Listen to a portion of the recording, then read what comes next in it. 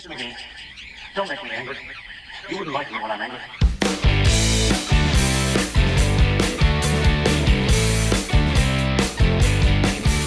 Hey there, everybody. Welcome to Too Long Didn't Read. I am an edgy comic. I'm going to offend and get myself canceled. I am so sick of hearing this crap from self-promoting hacks.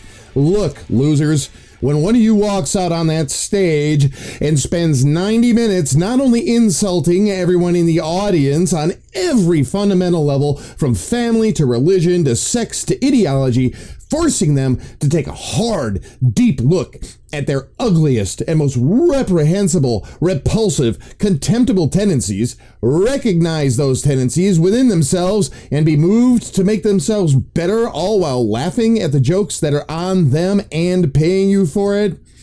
Until you're there, shut up with the, oh, I'm gonna be offensive crap.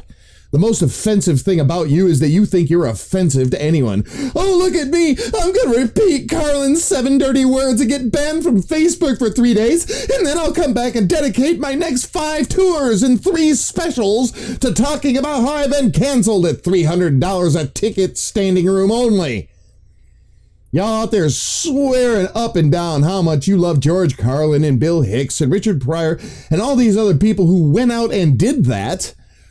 And nearly none of you who are blowing this horn give even a plausible appearance of trying to live up to their work. Far more of you who are doing it right are vastly more likely to never one time mention yourself as being offensive or edgy or controversial.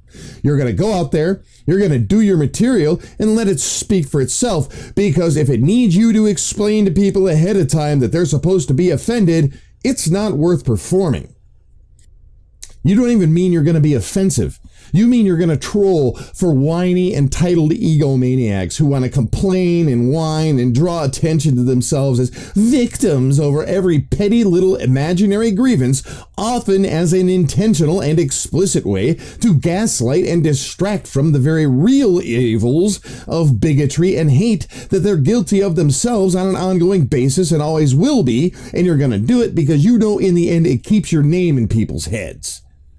You mean you're going to lay on some easy tropes appealing to your perception of the ideological cant of your core audience, whose primary appreciation of your work will not be that it's funny per se, but only the far more base, venal, and banal appreciation of confirming and validating their biases, which they and you will both mistake for really believing you're funny. You're not offensive. You're high on your own flatulence. And yes, I very much am looking straight at some folks I used to seriously respect, like Dave Chappelle and Louis C.K. and so forth, to say nothing of these rinky-dink kids working bowling alleys thinking they're edgy because they say fuck and punch down. You're not edgy, you're not offensive, and you're not controversial.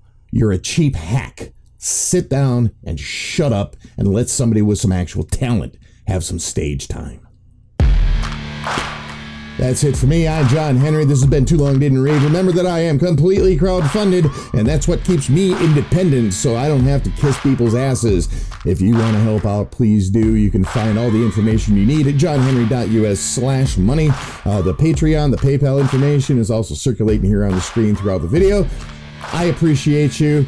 Thank you very much. Have a great day.